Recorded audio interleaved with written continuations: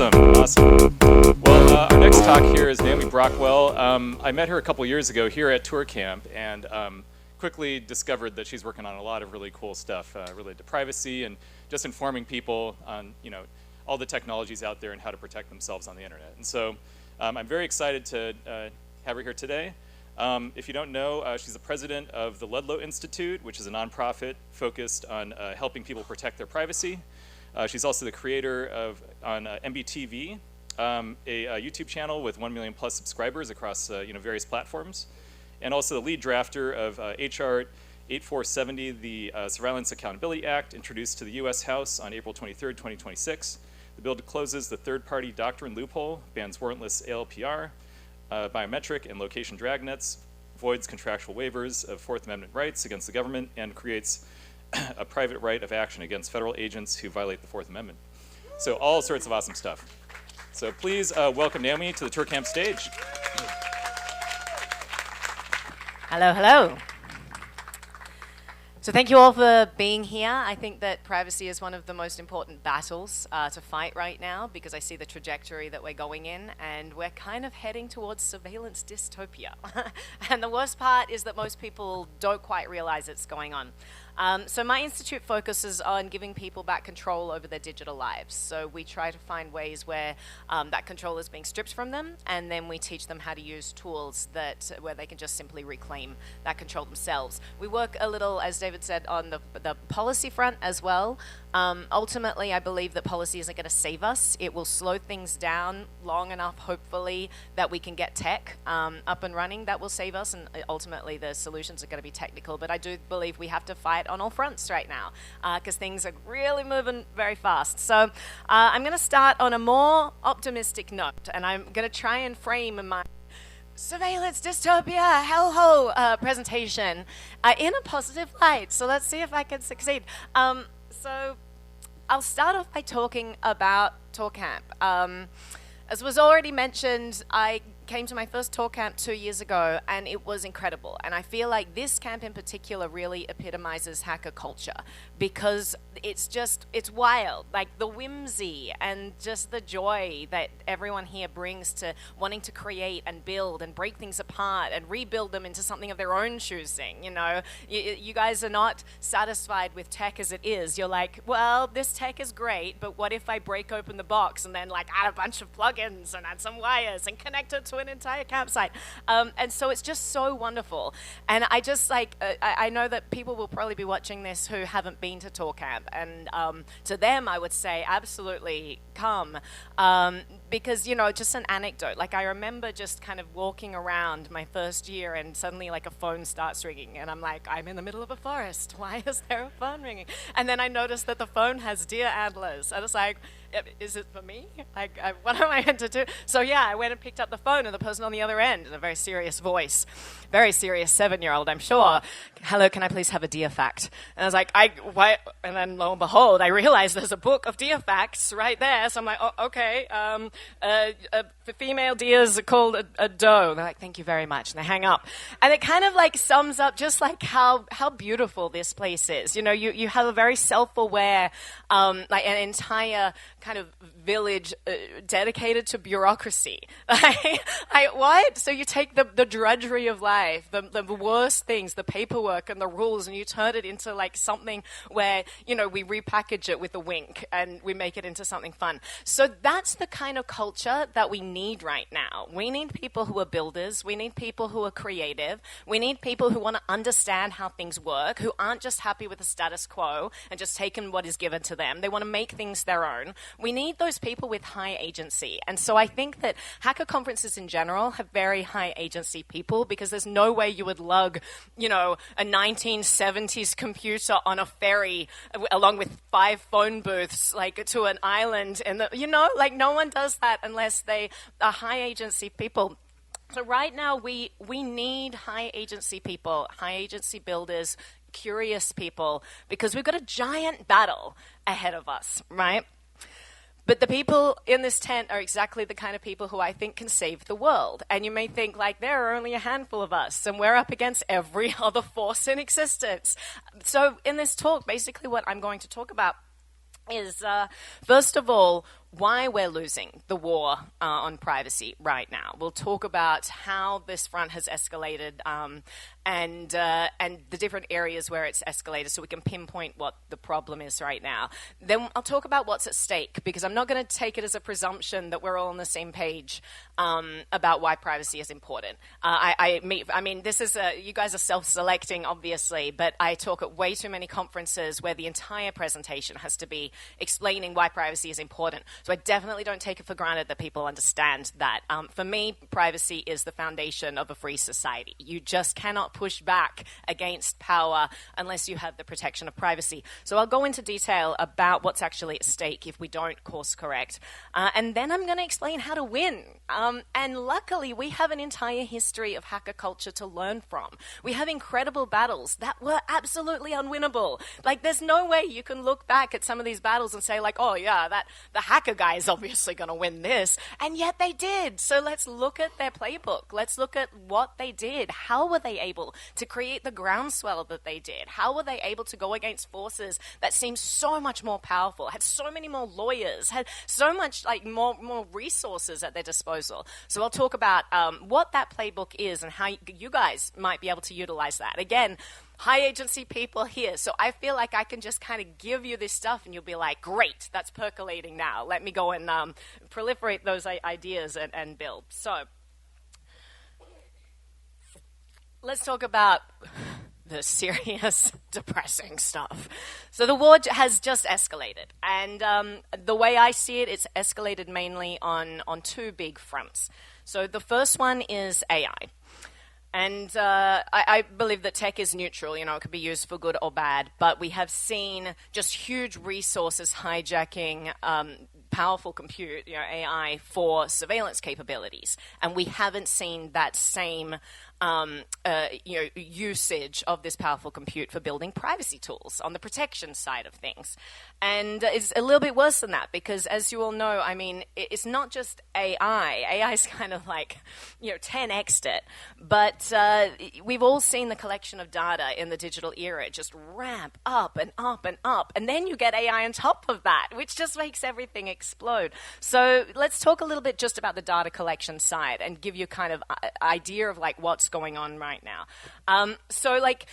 One anecdote. I mean, has anyone here read Byron Tao's book, Means of Control?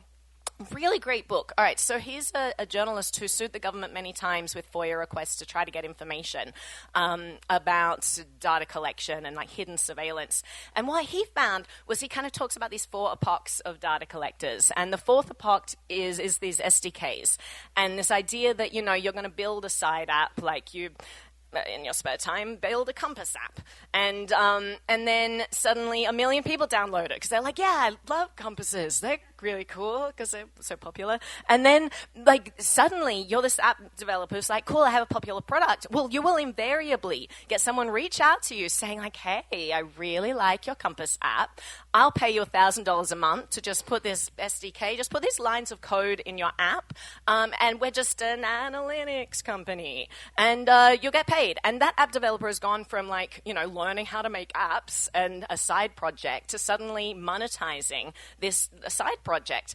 And a lot of the time they don't even understand what they have just put into their apps. And you can presume that that's in basically every app on your device right now. There's going to be some code there that someone paid to put into that app that even the developer doesn't even know what it's there for. And what Byron Tao did was he did a bunch of FOIA requests to try to dive into who are these companies who are putting this stuff into apps. Turns out that a lot of governments are doing this. So one of the examples he gives was one of the most popular apps for Muslims in the United States.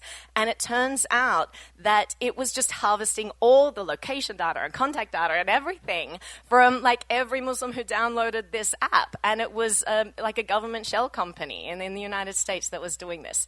So that's wild, We're not meant to be able to target specific demographics. We can't let power get so imbalanced that we can be doing things like that. And the biggest imbalance of all is the knowledge imbalance, that no one understands that this stuff is going on, right? So you'll download a weather app, and there was another court case recently, Kachava. some company in Idaho that you've never heard of, but you give a weather app a permission to get access to your location. Obviously, you need it. It's a weather app, and then suddenly that permission quietly cascades to this company that you never agreed anything with. And this has tracking code in it. In over 10,000 apps, they found this code. They built profiles on hundreds of millions of people. They can pinpoint people's devices to within 10 meters, and this is available for anyone to purchase. Anyone. So people tried, testing this out. It's like on Amazon Marketplace, and you can literally just sign up an account on Amazon Marketplace and then buy all of this test data of people's location up to 10 meters. That's how easy it is to get all of this data that is being siphoned from your devices right now. So there's just countless examples of this kind of stuff. But let's talk about government access for a second, because I think that, there are two camps of this. A lot of people say, well, we got to let the government have access to everything because we've got to keep people safe. And, I trust my government. And then there's the other side that is saying, well, you don't know who's going to be in the government. And you're just handing over the reins to this infrastructure to whoever gets in power. So, there are two different, frames of reference here. One of them is, trusting the person right now that is controlling this. And the other side is looking a few steps into the future and understanding that this is a ticking time bomb, right? This is just sitting there waiting for someone to come and abuse it. So how does the government even get access to this data? Who's heard of the Fourth Amendment? Surprised any of you have, because it's not used anymore. So how do we get away from the Fourth Amendment right now? So the governments can literally just ask for data without a warrant. Why are they allowed to do this? Well, because of the third-party doctrine. Any data that we give to a third party is considered that we have relinquished our reasonable expectation of privacy in it. It doesn't matter if you have a contract with that company. I can sign a contract with my doctor that says, you will not give my data to anyone, and this is private, and we both sign it. And I would feel like I reasonably expect to have privacy in that, relationship.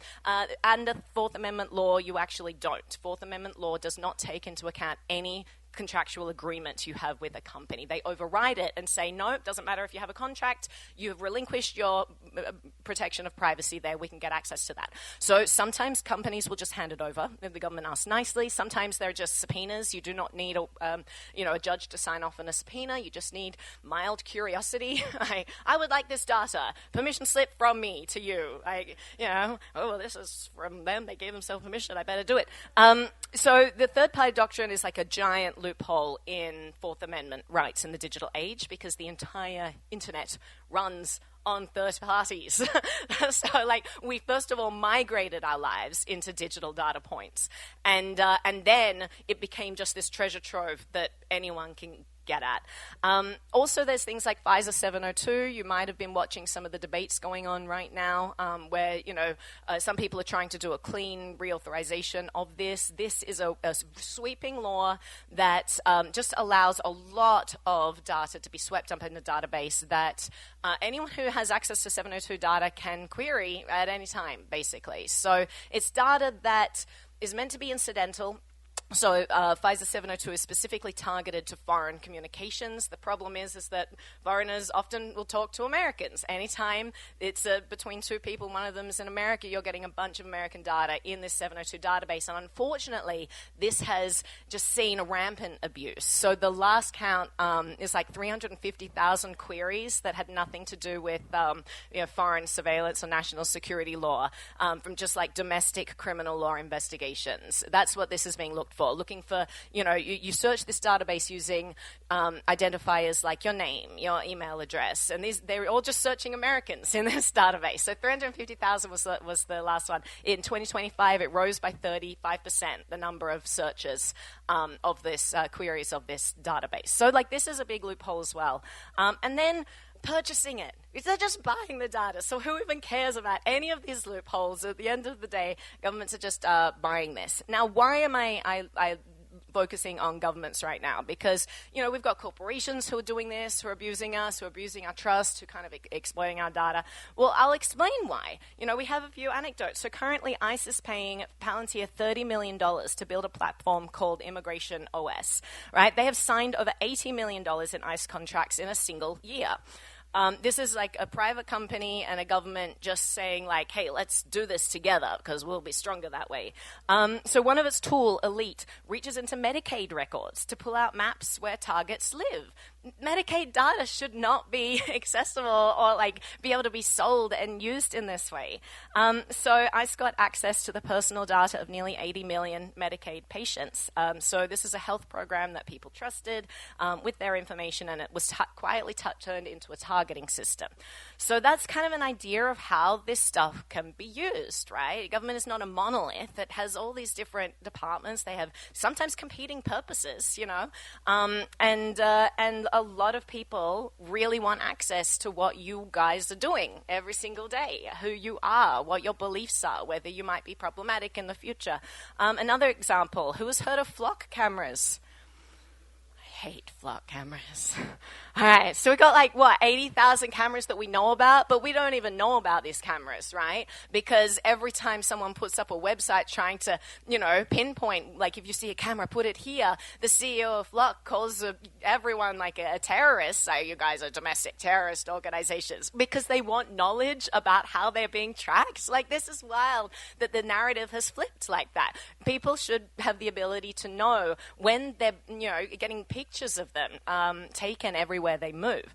So in under a year, the EFF documented more than 12 million searches of that network. So Flock is not just like individual cameras. What Flock is selling is a networked database. So for example, if you're a police department that signs up for Flock, first of all, there's like that weird Fourth Amendment thing, right? So it's like this interesting circular permission slip they're giving to each other, because Flock, the government can't put up this, you know, mass surveillance apparatus without probably, I don't know, some executive order or a congressional approval or something like that. But they can buy data from a private company, and Flock can't put their cameras on public infrastructure without permission. So the government gives them permission to put that stuff on their infrastructure, and in return gets access to all of this data.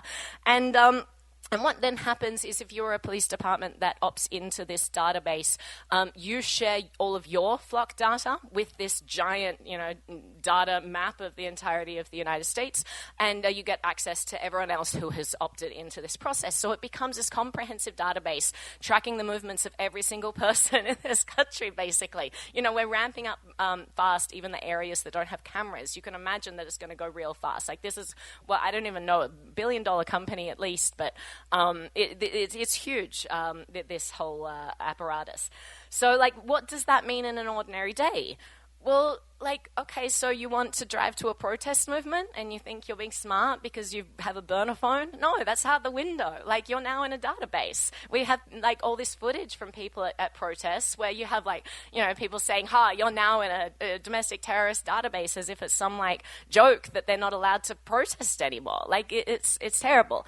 You know, if you want to go to a family planning clinic, if you want to go to a gun range, if you want to go to a place of worship, like, all of this stuff now is in this comprehensive database that someone can search at any time to track your movements. And it doesn't just track where you are, it tracks your social graph, you know, the people that you're meeting. It tracks what you're interested in. There's so much you can infer from this data. So we just get deep, granular insight into all of these individuals' lives. And the reason why this is problematic is because, again, it's that balance of power. You want a society where there are checks and balances, right? And unfortunately, we've gotten to a stage where we just eliminated so many of those checks, and individuals lose so much power. And I really worry about a future where individuals no longer have that power. And privacy used to be that power that allowed us to protect ourselves. You can, you know, if someone authoritarian got to rule, you could, like, secretly go to a protest and organize and push back. Or you could, you know, do civil disobedience and push back. Like, now we're entering a stage where you can do preemptive law enforcement and just squash that before it even happens. Like, oh, I watched her YouTube history. She's been watching too many privacy videos. She seems problematic. You know, let's, there's so many mechanisms where you can try to derail that. But, like, you understand the picture here, that this is so much data. And when you have unfettered access to everything in a person's life, first of all, it becomes very easy for you to piece together fragments to build any narrative you want. So if you want to go after someone, you could build a case easily. But also, I feel like just from a principle standpoint, I should have the right to live my life on my terms without having to live, tread on eggshells and worry what other people are thinking and worry, is this the social norm right now? Like, maybe I want to fly my freak flag and like be outside the norm. Well, am I now going to get persecuted for that because the people who currently control this apparatus don't like people like me? This is all stuff to think about when we build, tools that are so powerful. We cannot just trust that good people will always be in control of them, because history shows us that good people aren't always in charge. So we need to start thinking about the apparatus itself. All right. So AI, let's now take all of that. And now let's imagine these individual silos. So we've got the Google silo, where everything you've ever done, because your entire life is Google, let's be honest. But it's in a silo. You've got the Facebook silo. Again, everything you've ever done is in that Facebook silo, because they have tracking pixels on every website. And then you've got, your, Netflix silo, and you've got your Flock silo, and all of this. Now you've got, there used to be kind of a theoretical ceiling on what could be done with this data, right? Oh, humans can only do so much with this. I'm probably safe. Who's going to go fishing through this? I'm not important, Take AI, fuse all of that data together, and build the most powerful, comprehensive profile about every single person that you can think of. And now we have like the preemptive law enforcement capabilities that every tyrant in history has like just dreamt about. Like, wow, imagine just being able to pinpoint exactly who your opposition party members in the future might be by looking at just everything that they've done and figuring that stuff out. That is a powerful weapon right there. So that is the first area where everything is escalated. That's scary enough. Who's terrified now? Have I ruined anyone's day? Great, definitely my intention. No, we got to scare you into action, guys. But no, I want to inspire you into action. So this we'll get to the inspiring stuff in the playbook in a sec. But let's get to more scary stuff first. Yeah. All right. Regulation is crazy right now. Does everyone remember that period that happened it was last year, where like within the space of 2 weeks, every government in the world rolled out mandates for ID verification? There was like a 2-week period, and it's like you have the UK Online Safety Act, it does their thing, and then Europe is like, we're doing chat control again, and you have Switzerland saying, we used to be great for privacy, but let's not do that anymore. Let's become the worst for privacy. Like you had Australia saying like, you now need an ID to use a web browser. Please give us your paper, citizen. Like every country in lockstep. And like it made me think, was this coordinated? Like where are the people pulling the strings? But honestly, we just did this to ourselves, right? Because this stuff has slowly become normalized for decades with just incremental like encroachments into our lives. And we've had to add our email address to access that platform for a while. Oh, and then they changed to cell number.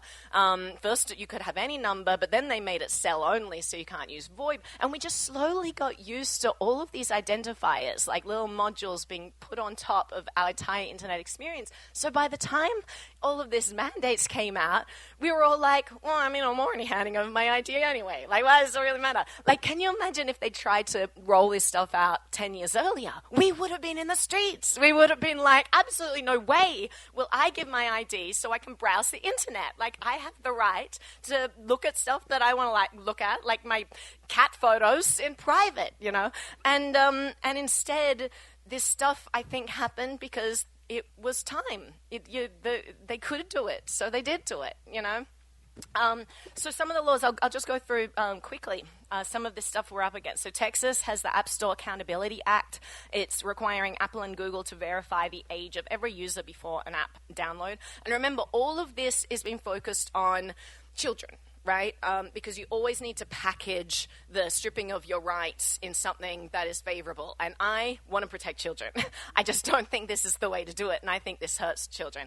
But this is the way they've decided to package it. It's all about let's have age caps for children. Like part of me, like just an aside, right? They have these IDs and for everyone in the world to use anything digital. It's like they're that concerned about children. Why doesn't someone just bring like a children's phone device to the market, and let's just have parents decide to put their children on the phone that's just for children, that has those apps baked in. Instead, we're baking it into the infrastructure of every living person. Like, red flags have to be flying with that when we have so many better options for handling this, and yet we're going for the one that controls all of us, allows everyone's actions to be tracked. It creates a giant database in perpetuity of everything we've ever done or said or liked or thought, exchange a conversation with. I don't know. I got major red flags and alarm bells going. We've got Utah and Louisiana. They passed their own versions. We've got the California's Digital Age Assurance Act. This takes effect in 2027. So the device will ask your age at setup and then broadcast an age bracket to every app that you open. This is going to be built into the operating system. Now, the guy who put this act forward and got it passed, everyone was like, oh, what about Linux and Graphene? And Graphene was great. Graphene was like, no way, we are not doing that.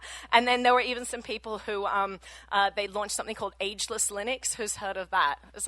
It's real cool. So, they literally said that, in full civil disobedience, they declared themselves in full knowing and intentional non-compliance. I like that. So anyway, the same guy who wrote the original bill was like, all right, yeah, you're right. We'll do a new amendment and it will exempt these open sourcey type things. We'll exempt things like Linux. And that seems good, right? Until you realize in the same bill, he was like, and let's also expand where we need to add all of this. It now applies to all apps, and it now applies to all websites. So in the same bill, but they're like, yeah, I'm going to appease the Linux crowd. They literally just widened the scope of this bill, something unimaginable. So we've got 24 plus states who now have age verification laws on the books. That's probably why every website you're going to is now starting to block content for you, and Discord and Spotify, everyone is saying verify yourself before you can access things. I used to be able to, I don't have any social media on my phone, but people will send me Instagram reels or whatever to watch, and it's getting harder and harder for me to see things like that without logging into something. I can't just connect and share things that we all want to see. I have to be in an app, logged in, has my ID before I can see this stuff now. So we've got the Kids Act. Has anyone been following this saga? So this is kind of came from COSA. You might have heard of that. But so now this is folded into this broader bipartisan package, the Kids, Internet and Digital Safety Act. It always sounds so wholesome. I want digital safety for kids. That sounds great. Basically, it creates a new federal body, the Kids Internet Safety Partnership. It is appointed. It is not elected. So you guys will not get to elect the people in charge of this. Other people will just decide for you. And it's housed under the Secretary of Commerce. So this is the department that sets federal standards for technology.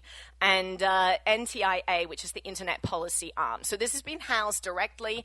It's a government body that is appointed, not elected, that will get to decide basically internet policy for everyone. So they have been basically tasked within the next 2 years to create a playbook. This will be a federal playbook of best practices, but it will be enforceable. This will become the new federal standard for what everyone has to do. So they don't even have to pass different state laws about age verification IDs. This creates a government body that is just going to enforce it and say, well, in order to protect children, we now need infrastructure where everyone gives their government ID, and everyone will just have to comply with that. So it will become the national compliance standard, whatever this body comes up with. In the UK, Online Safety Act, which is crazy. Chat controls, anyone been following that? Who doesn't know what chat control is? All right, so it's a big European, it's kind of crazy what's going on over there. It's in lockstep. Everyone's doing the same thing all over the globe. It wants backdoor access to all end-to-end encrypted apps. So the government wants to be able to access your Signal and anything else that you have running that is end-to-end encrypted.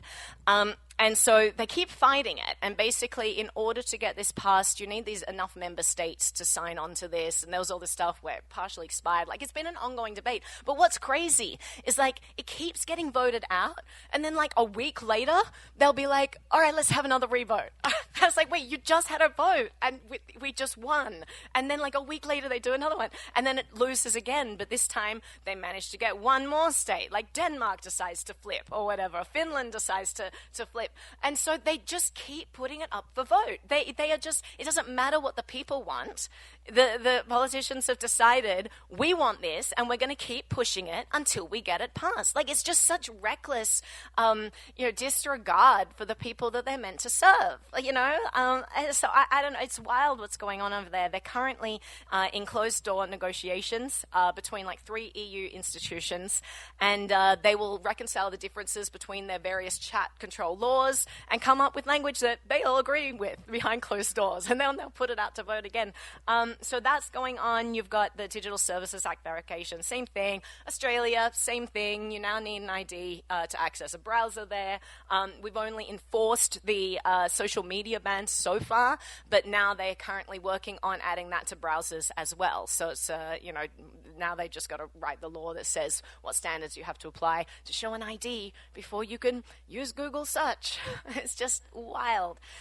Canada, the C22, Switzerland, they used to be the bastion of privacy. Then they put forward this atrocious bill. Luckily enough, people pushed back that they've kind of partially repealed that, and they're like, all right, this was not good politically for me. So it kind of shows you that's like a glimmer of what can happen there, right? It's a glimmer that like the chat control, we keep winning. And with this Switzerland law, they did repeal it. Like, when people are vocal, it actually does make a difference. So just something to keep in your mind when we go into the playbook. So anyway, that's the current state of like craziness. Who feels overwhelmed and exhausted, and like this is a giant like David versus Goliath story. What hope do we have? Like, this is never going to win. All right, so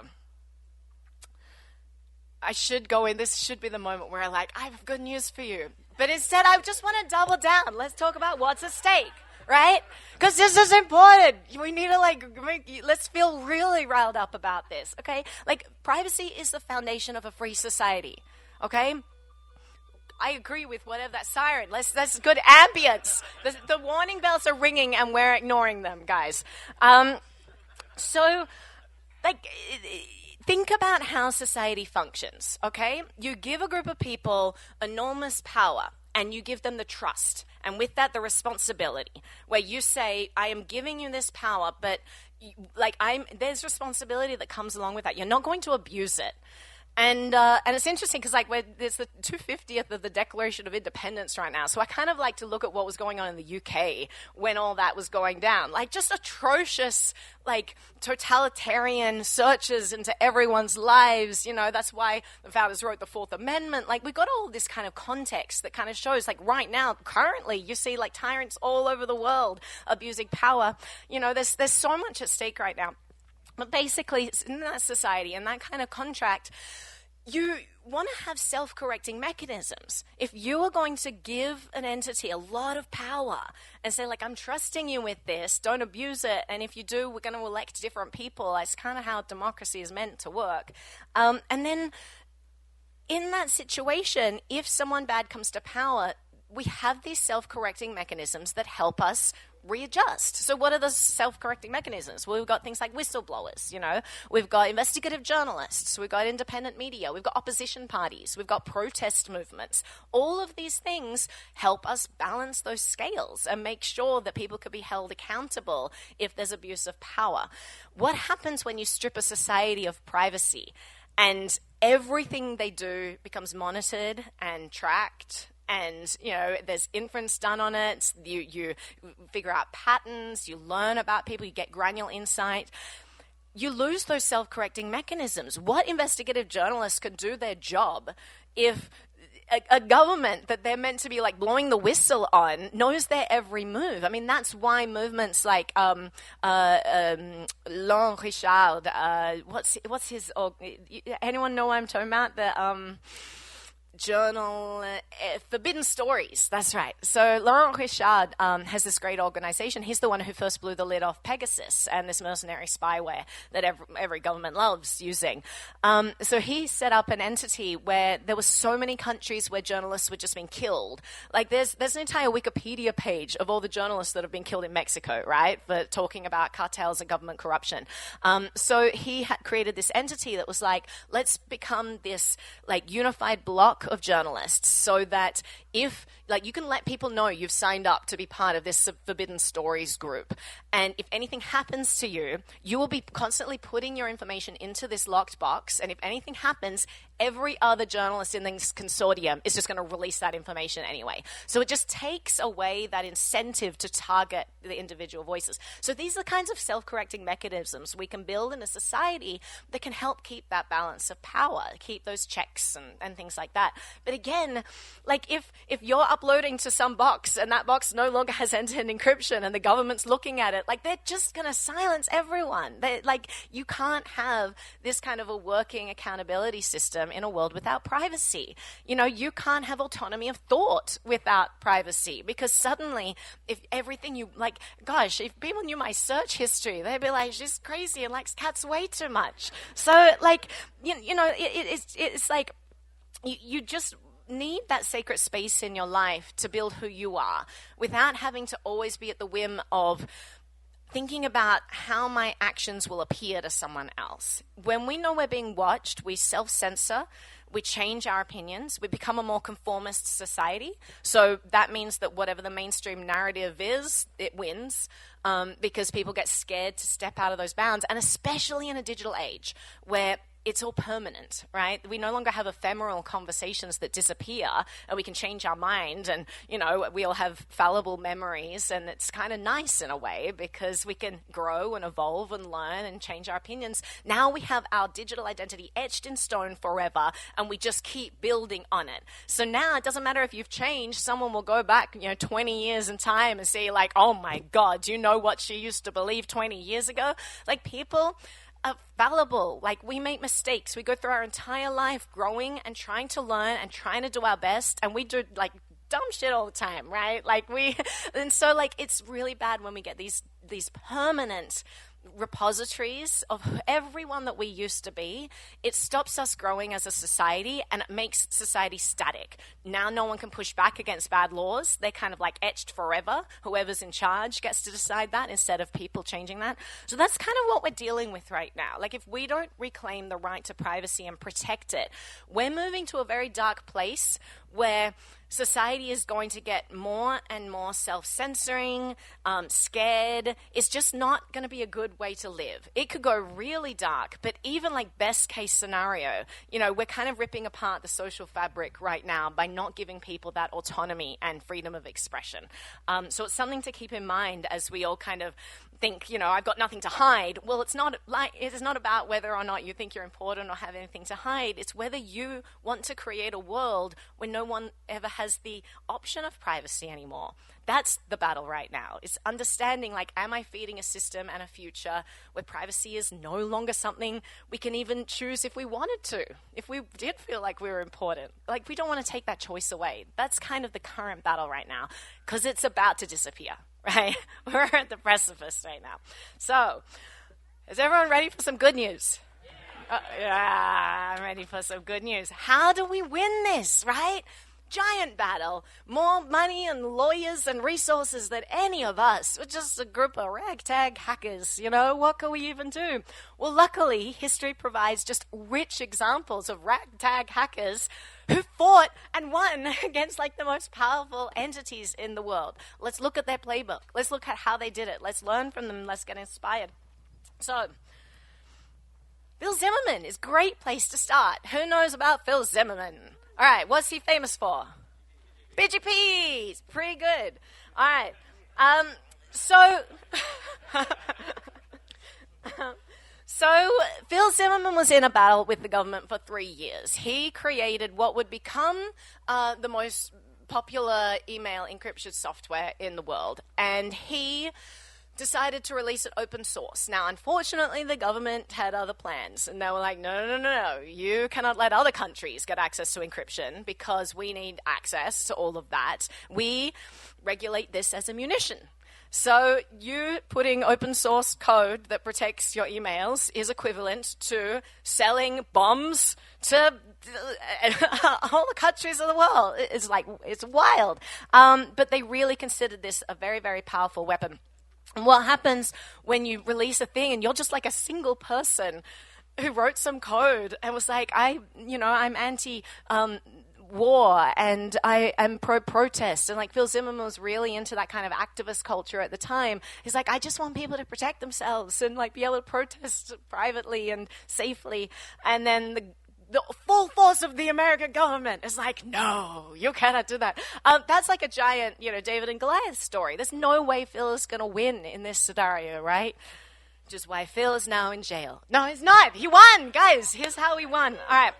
First of all, he moved fast, okay? So what spooked him was there was a US Senate measure at the time. So we had, in 1991, this anti-crime bill. And it contained language for pushing for government access to plain text. Essentially, it was an early backdoor demand. So he rushed PGP out to get strong encryption into people's hand before any law could take hold. He was like, okay, we got to build this underground railroad before, this thing takes back. Let's proliferate these tools. Let's get them into people's hands. If we can get it out there fast enough, you can't actually shut it down. So moving fast. That's a great lesson we can learn from Phil. Decentralize, all right? It was not a single person fighting this battle.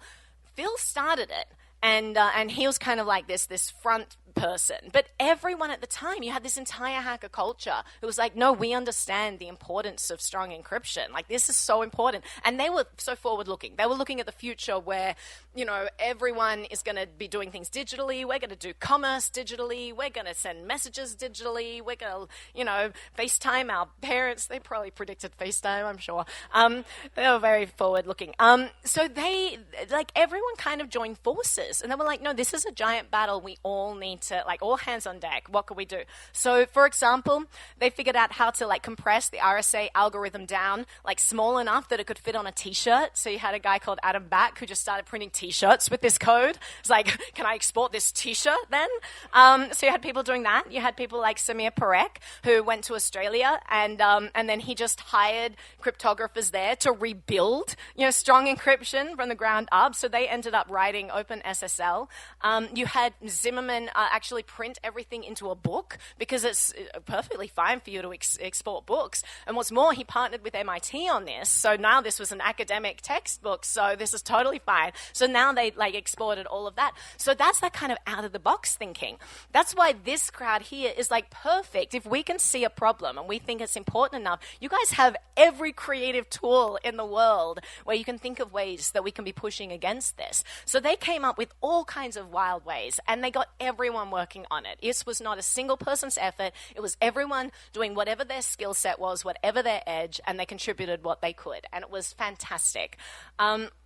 Next one. So go loud. Phil's lawyers told him not to do any interviews. They were like, no, you're under a federal investigation. Anything you say or do can and will be used against you. And he was like, oh, that is very interesting advice. I will take it under consideration as I do this interview with Wired, and I do this interview with, all these people. I'll testify in front of Congress. He went wild. And was this a bad move? Absolutely not, because this battle would have taken place in secret. The battle would have taken place behind closed doors with some obscure computer guy with this technical thing that I don't understand. It got banned. It doesn't affect my life. I don't care about it. He got in front of people. He explained to them why this is important for protest movements, why this is important for those self-correcting mechanisms in society. And he changed the narrative. He suddenly was no longer some obscure tech builder. He was a human who just really believed in the underpinnings of freedom in society. And it kind of it turned the narrative from being this arms trafficker to, this person, this kind of hero who was protecting privacy for the all future generations, And so being loud can be really good for this. Just educating people. Don't presume the world is as smart as you guys, because they're not, right? You guys are self-selecting here. I'm seeing what you guys are building out there. I don't understand it. It's really cool though. So like, people don't understand tech, and you guys have the ability to show them the way. You can teach them how to use things. You can help them understand how this stuff works. You guys can be that bridge to help normal people who don't understand what's at stake, like, get with the narrative. You know, we're not going to win if it's just a handful of people fighting against the most powerful entities globally. We need everyone to get this. So we need a culture shift. So you guys could be, you know, you're so inspiring. Honestly, this cab is like the greatest thing in the world. If everyone just came here, they'd all be like, yeah, I just want to live at ToorCamp forever and make things. So like provide, like, extend that as far as you can. You know, don't just make it this kind of like once every 2 years insular thing where you guys get together, or every time you get to a hacker conference, you kind of do this stuff. Find a way where you can help build that community outwards to people who may not have the same technical skills as you, because I think we need more people on board. Let's look at the next case example. I saw a T-shirt earlier. Who's heard of this? Turn around, sir. Show them your T-shirt. Beautiful. All right, so has anyone heard of Cult of the Dead Cow? Great. We can learn a lot from their battles as well, right? So tell me if I'm wrong, all right? You guys know more about this than I do. But basically, Microsoft was terrible. We're all on the same page. Great. You're right. I'm sorry. Microsoft is terrible. There was this period in time, which definitely isn't anymore. Luckily, they have patched everything since this time. But there's a group of hackers who were just so infuriated by the state of security and the lack thereof, and how Microsoft just kept like releasing all of these completely insecure tools, and they're like shouting at them and saying, you got to like fix this stuff, and Microsoft is like, a bit quiet over there. And so then they were like, all right, we're going to create an actual tool that will allow people to hack these systems. And so basically they, first of all, they did it twice. So the first time they did it was in 1998 at DEF CON. And they presented Back Orifice. It's a great name.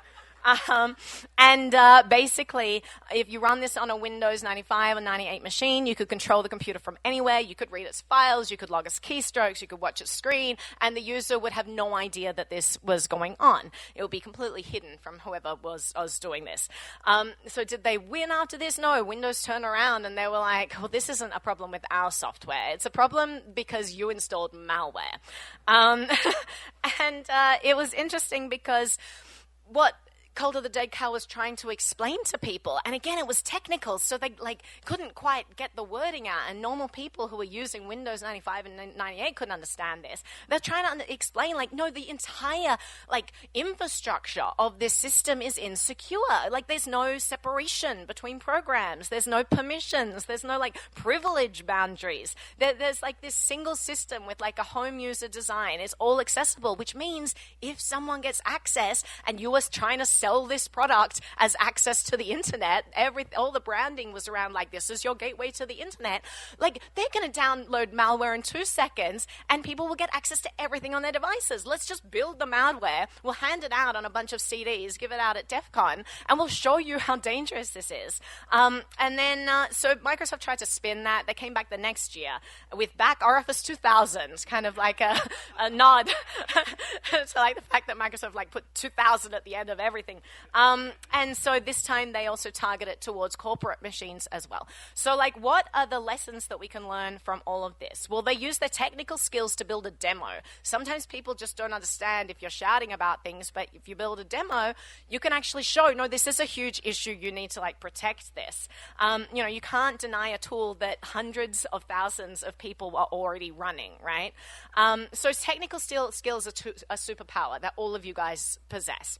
you can really, show people the inner workings of this stuff.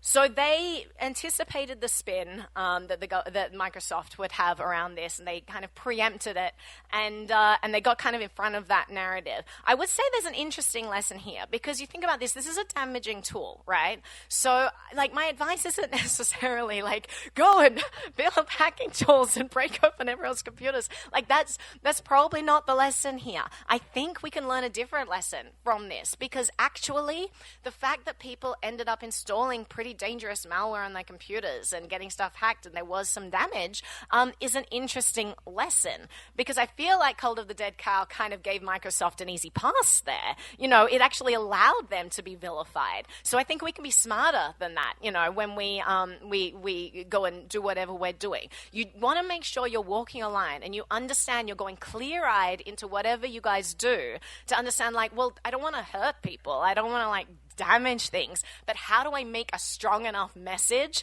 that this is very clear? That's a really hard line to walk, and I think Call of the Dead Cow honestly did a great job, like, being funny, getting a lot of press. I think the press, again, go loud, the same lesson we learned before. That's a big thing. A lot of people talking about this. The fact that they did giant DEF CON presentations, they released a second version, like, open source. That's great. But yeah, I do think you want to be mindful about this stuff and how you present it, and go into it clear-eyed and understand, if you are doing damage, have you actually assessed, is this damage worth it to get this message? That's a really important calculus to do. I would say, like, I'm not going to say it's never going to, like, justify it, but you want to do that calculus. And if there is a better way for you to get this message across, be inventive, be creative, and try to, like, mitigate that damage. The point is to protect people. If ultimately the point is a better society, let's make people safer, let's protect, you really don't want to walk a path where you are doing more damage in the process. And the final one, and I'm running out of time here, so I've got to speed through here. So the Clipper chip. So this was a backdoor in hardware that the government wanted to push, and then it ended up failing. Again, the government wanted to do this thing, and they didn't win. And so let's look at how they didn't win. So 1994, cryptographer Matt Blaze, he studied the actual design. He published a paper. He proved that the chip was flawed on its own terms. And it showed, like, that this was easily breakable, right? And then there was, like, public pressure. So EFF, EPIC, privacy groups. There was a giant coalition, right? These are not organizations that agree with each other on everything, right? There's a lesson in this. This is not a partisan battle right now, and we need allies. And you may have incredible dislike for some organizations out there who believe about other things. We need to find the areas where we overlap with people and be okay with just collaborating on those areas where we overlap. We are absolutely being divided and conquered right now, right? The polarization in society is absolutely insane, It's kind of getting just, like, gross to be online a lot of the time now. I don't feel like I'm in civil conversations with people. I feel like I'm in a war zone. I mean, this is intentional, I think. There's so many reasons why people would deliberately try to separate society. We need to find ways to build back social fabric with people that we absolutely disagree with on things. And even if the overlap is only on this one tiny issue, we need to find that and build coalitions. So when there are groups out there who are like, we're privacy focused or whatever, find ways to all get on board and figure out, like, how we can help amplify these messages. I think it's so important. Like, I honestly just don't think we'll win without it. So it may feel distasteful, especially because we're all being subject to the polarization. Like, we're all, like, immediately feeling like, I do not want to collaborate with them. But I just don't think we'll win. If we don't, and if we, like, there's so much more at stake than, like, my pride collaborating with someone that I dislike, then, what's at stake is, like, the very fabric of freedom in society. So we have to just put aside that distaste that we have and find a way to win this battle on common ground, because I don't know if we will win without creating big coalitions right now. So That is, I think the big one from the Matt Blaze was that demo proved everything. Like you literally just show the government, no, I just hacked this and got access like in 2 seconds. You know, the government has nothing to stand on anymore. They can't say, well, this is a secure system and we just have a back door and we'll be the only ones who ever access the back door. No, that's blown out of the water now. The tech speaks for itself. The demo spoke for itself. So, just recap these lessons. So, make a tech demo. This stuff is so powerful. You guys are the only people who have the capacity to do this, right? You're very technical, so lean into that. Go public and loud. Try to get the narrative on your side. If you can explain your situation, explain your point of view, change the narrative, show people that you're a human being and these are the reasons why you believe these things and think they're important, we can actually, foment a movement here. Decentralize. Let's figure out, get everyone working on their own things. We don't all have to be in lockstep doing the exact same thing. So let's all figure out where our edge is and get as many different kinds of movements and fights on different fronts happening as we can. Move fast. I reckon we've got a couple of years, maybe 3 years before we have the death of the free internet. And that's not even hyperbole. So now my whole trajectory for my channel is now shifting to decentralized tech because I can continue to make videos about oh, well, here in a completely ID'd internet environment is how you make a social media account where they only know 85% of the things about you. It's just not good enough for me. I just have such a distaste for that encroachment in my life. So I'm moving full into decentralized tech stack. If you guys have abilities in that area, please reach out to me so I can interview you, learn from you, spread the work that you guys are doing far and wide, because I think we've got to get these tools into people's hands fast. Control the narrative. Again, remind people that this is just about basic human dignity. It's about autonomy. It's about being able to live our lives on our terms without self-censoring, without being constantly afraid to think things that are outside of the norm. This is what a good society looks like, when we have that freedom. And if we lose it, it'll get pretty dark. And then know it's a double-edged sword. Just understand the things that you're doing. Make sure you understand the consequences and make good choices. Make sure you're not becoming the enemy, by doing things that maybe get out of control that you didn't think of. I think that we could be smarter than that and more creative. So this is my call to action to all of you. I really, really want your help in this. I would love to see if you guys have any ideas and you think I can help you. Let me know so I can amplify what you guys are doing. But honestly, you guys have just so much capacity to make a huge impact here. And if the people in this tent are not the ones doing this, no one is. There is no normie outside there who is thinking about this and understanding the consequences. So, if we're not doing it, the future's already written. I just think we can write a better one, and I think you guys can be the ones to do it. So thank you so much.